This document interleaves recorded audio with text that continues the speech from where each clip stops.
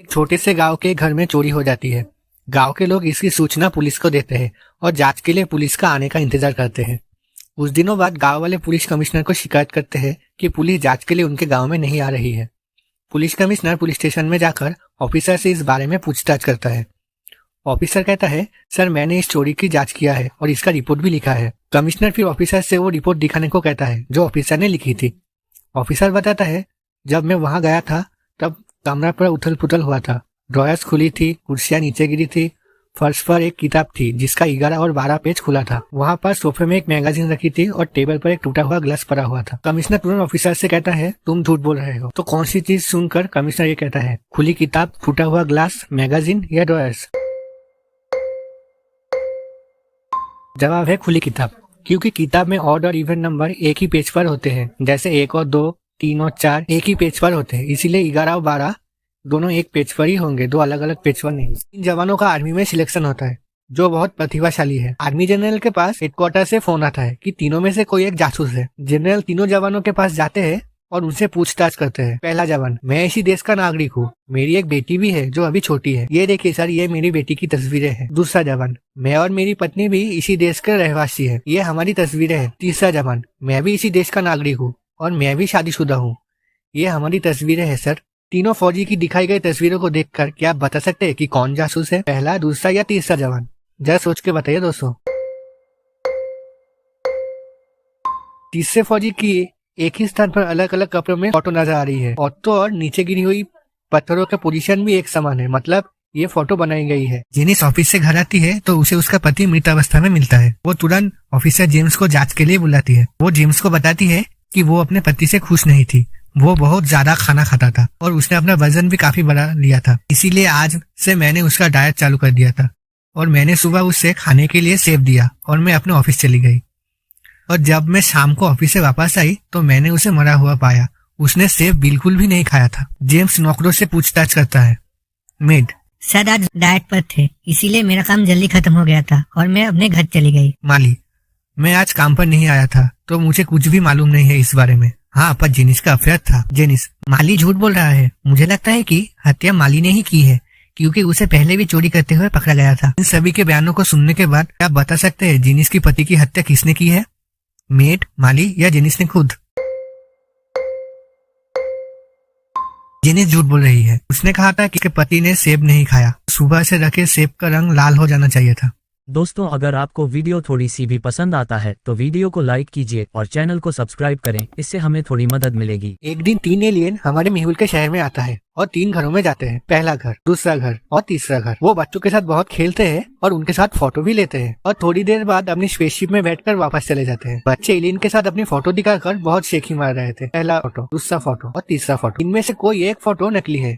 तो मेरे जासूस दोस्तों, क्या आप बता सकते हैं कि कौन सा फोटो नकली है, पहला, दूसरा या तीसरा? फोटो नंबर 2 नकली है। इसमें लगे घड़ी में 9 बज रहे हैं, जबकि एलियन तो 2 बजे आए थे, जैसे दूसरे दोनों फोटो में नजर आ रहा था, मतलब ये फोटो बनावटी है।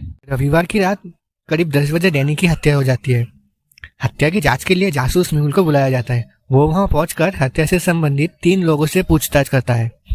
आकाश कहता है, मैं तो कल रात में पार्टी में था, मैंने डैनी को भी पार्टी में बुलाया था पर उसने मना कर दिया। लखन कहता है, मैं तो शॉपिंग करने के लिए मॉल में गया था, मुझे इस हत्या के बारे में कुछ भी मालूम नहीं है सर। निखिल ने कहा, मैं तो पास के पार्क में पक्षियों को देख रहा था, मुझे इस हत्या के बारे में कुछ भी मालूम नहीं है सर। तीनों के बयानों को सुनने के बाद क्या आप बता सकते हैं कि हत्यारा कौन है, आकाश, लखन या निखिल? जरा सोच के बताइए दोस्तों। हत्यारा निखिल है क्योंकि उसने कहा था कि वो चिड़िया को देख रहा था, पर डैनी की हत्या तो रात में हुई थी, तो रात में वो चिड़िया को कैसे देख रहा था, मतलब वो झूठ बोल रहा है। एक ट्रेन ड्राइवर की उसकी ड्यूटी के दौरान हत्या हो जाती है। जासूस मेहुल को हत्या की जांच के लिए घटनास्थल पर बुलाया जाता है। सीसीटीवी फुटेज देखने के बाद मेहुल को 3 लोगों पर शक होता है और वो उनसे पूछताछ करता है। डैन, मैं ट्रेन में एक लाइट को रिपेयर कर रहा था, मुझे इस बारे में कुछ भी मालूम नहीं है सर। ब्रायन, मैं तो बेघर हूँ, मैं तो ट्रेन में इसीलिए आया था कि थोड़ी ठंडी हवा में सो सकूं। सैम, मेरी इसकी बाद वाली शिफ्ट थी, जब मैं यहाँ पहुंचा तो ये पहले से ही मृत अवस्था में था। सभी के बयानों को सुनने के बाद क्या आप हत्यारा को पहचान सकते हैं? तो बोलिए, हत्यारा कौन है, डैन, ब्रायन या सैम? अगर ब्रायन बेघर है तो उसके पास आईफोन और महंगी घड़ी कहाँ से आई? मतलब वो झूठ बोल रहा है, खून उसी ने ही किया है। एक ट्रेन में बहुत सारे यात्री बिना टिकट के सफर कर रहे थे, तो टीटी ने तय किया कि सरप्राइज विजिट देखकर उन सभी लोगों को पकड़ा जाए। तभी टीटी सैम से अपना टिकट मांगता। सैम कहता है कि मैंने टिकट तो लिया था, पर हमारे सामने वाले यात्री ने अचानक खिड़की खोल दी और मेरा टिकट मेरे हाथ से उड़कर बाहर चला गया। तो क्या सैम टीटी से झूठ बोल रहा है या सच? तो बोलिए दोस्तों, सच या झूठ? सैम झूठ बोल रहा है। चलती ट्रेन में हवा बाहर से अंदर की तरफ आती है, तो टिकट उड़कर बाहर कैसे चला गया? मतलब सैम ने टिकट खरीदी ही नहीं थी। सुपरमार्केट में लगातार चोरी हो रही थी। मॉल का मालिक चोर को पकड़ने में नाकाम रहता है, इसीलिए वो जासूस मेहुल को चोरी की जांच के लिए बुलाता है। मेहुल पिछले 3 दिनों के सीसीटीवी फुटेज को चेक करता है। वो फुटेज में 4 लोगों को देखता है जो इन 3 दिनों में हर दिन मॉल में आए थे। मॉल में रोज चोरी हो रही थी, तो चोर इनमें से ही कोई एक हो सकता है। इन 3 दिनों के फुटेज कुछ इस प्रकार से थे। पहला दिन, दूसरा दिन और तीसरा दिन। तो क्या आप इन 3 दिनों के फुटेज को देखकर बता सकते हैं चोर कौन है? ए, बी, सी या डी? जवाब है डी। पहले दिन डी की बाएं आंख पर पट्टी थी, दूसरे दिन वही पट्टी डी के दाएं आंख में थी और तीसरे दिन पट्टी फिर से बाएं आंख पर लगी थी। मतलब वो पट्टी को इधर उधर करके ढूंढ कर रहा था ताकि कोई उसे पहचान न सके। गैरी 1 हफ्ते की छुट्टियों के लिए जाता है। जब वो घर वापस आता है तो देखता है कि उसके घर में चोरी हो गई है। वो तुरंत जासूस मेहुल को बुलाता है और कहता है उसे उसके 3 दोस्तों पर शक है। मेहुल उन तीनों दोस्तों से पूछताछ करता है। जिमी, मैं भी छुट्टियां मनाने आलपास गया था, ये देखिए ये मेरा तस्वीर। रसेल, मैं बीच पर छुट्टियां मनाने गई थी, आप चाहे तो मेरा तस्वीर देख सकते हैं। सैम, मैं तो रेगिस्तान में छुट्टियां मनाने गया था, ये देखिए ये मेरा तस्वीर, आप चाहे तो इसका जांच कर सकते हैं। तो क्या आप बता सकते हैं कि कौन झूठ बोल रहा है, जिमी, रसेल या सैम? जरा सोच के बताइए दोस्तों।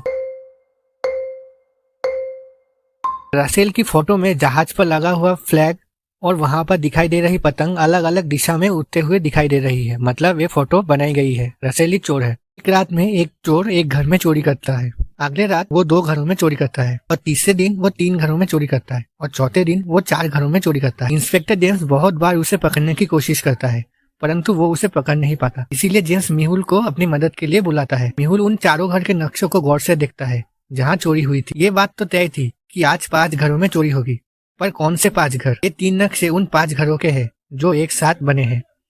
क्या आप बता सकते हैं कि उन तीनों नक्शों में से कौन से 5 घर में चोरी हो सकती है, ए, बी या सी? जरा सोच के बताइए दोस्तों। जवाब है सी, क्योंकि जिन घरों में चोरी हुई थी वो सभी रोमन नंबर के पैटर्न से बने थे। नक्शा नंबर 3 के 5 घर भी इसी प्रकार रोमन पैटर्न से बने थे, मतलब चोरी इन घरों में ही होगी। मेहुल का एक पुराना दुश्मन मेहुल का अपहरण कर लेता है और उसे एक गोदाम में बंद कर देता है।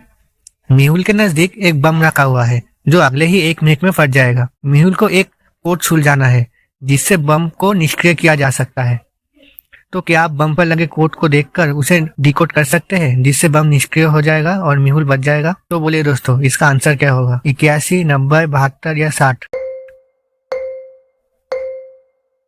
कोड का आंसर होगा 90। जैसे 2 और 3 मतलब 2 गुना 3, जवाब है 6। वैसे ही 3 और 12 मतलब 3 गुना 4 होगा 12, मतलब नंबर को 1 से जोड़ना है और उसे गुण करना है।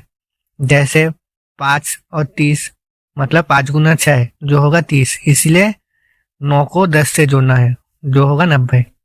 जिमी जासूस मेहुल के पास आता है और कहता है उसकी बेटी का आज सुबह अपहरण हो गया है। मेहुल जिमी के घर जाता है और वहाँ उसके तीनों नौकरों से पूछताछ करता है। मेट, सर मैं छुट्टी पर थी और मैं आज ही वापस आई हूँ, पर मुझे लगता है कि अपहरण में माली शामिल है। माली, सर मैं निर्दोष हूँ, मैं कभी घर के अंदर नहीं गया, ये सब कुछ कैसे हुआ मुझे इसके बारे में कुछ भी मालूम नहीं है सर। कुक, सर मुझे कुछ पता नहीं है, मैं सबसे बहुत कम बात करती हूँ, मैं यहाँ का खाना बनाती हूँ और उसके बाद मैं अपने घर चली जाती हूँ। जिमी कुछ देर बाद मेहुल को बताता है कि उसकी बेटी का फोटो भेजा गया है और वो बहुत घबराई हुई है, कृपया आप उसे बचा लीजिए सर।